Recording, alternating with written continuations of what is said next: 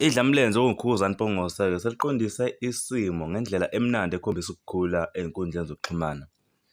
UKhuzani-ke ubuke egadla insizwa laphana uPhilani Ngcobo. Ibhalile-ke le nsizwa lena ukuthi uKhuzani yindaba enemoto eyodwa.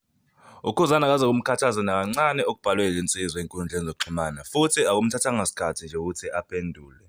UKhuzani ube seyiphendulela nje ngendlela e-right. Ngizothi qaphu empendulweni kaKhuzani ngithatha nje lawo ma-points. UKhuzani akuvezile ukuthi yena akayena umdlali wey'moto futhi akaze awuthande lo mdlalo lowo.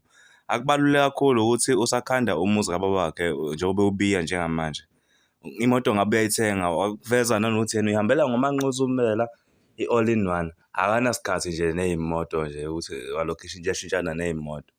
Owakuvezile futhi okunye-ke uthe uKhuzani ukube uyathanda ukudlala umdlalo wey'moto ngabe lo mlisa usekhulume wahlanza udenda njengoba nama yenza izinto vele kuthiwa uthwele. Sakhuluma ngeyokuthwala siyakhumbula uKhuzani uthe elapha esandlwana wabhala ipost ukuthi unikeze enye insizwa induku yakhe manje ucela ukuthi le nsizwa imbuyisele le nduku. Abantu bakhomentile-ke bekhomenta nje umathanda bebuza le nduku inani. Abanye bebeveza ukuthi yena-ke umfowakhuba uthwele ngale nduku.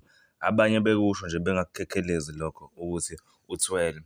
Kule post-ke ayizolo-ke leyo gadlwa umlisa-ke uphendulile ngendlela obuhlakani futhi abantu bayithandile indlela aphendule ngayo kuma-comments bamncoma nje ukuthi cha ukhombisa ubudoda nokukhula wamtshela nje kamnandi. Akuphelanga-ke isikhathi esingakanani yena-ke uPhilani Ngcobo obegadla ube eseyisusa ipost. Angazi ukuthi ubelindeleni lo mfowethu. Ngiyafisela wonke amaciko ajwayele ukubhekana nalesi simo esifana nesikakhuba ukuba enze njengaye indaba angayithathi ngesinxele ehlise nje umoya bese esotha kahle izinto. Sengiyayivala ividiyo ngicela usubscribe ulike ngiyabonga.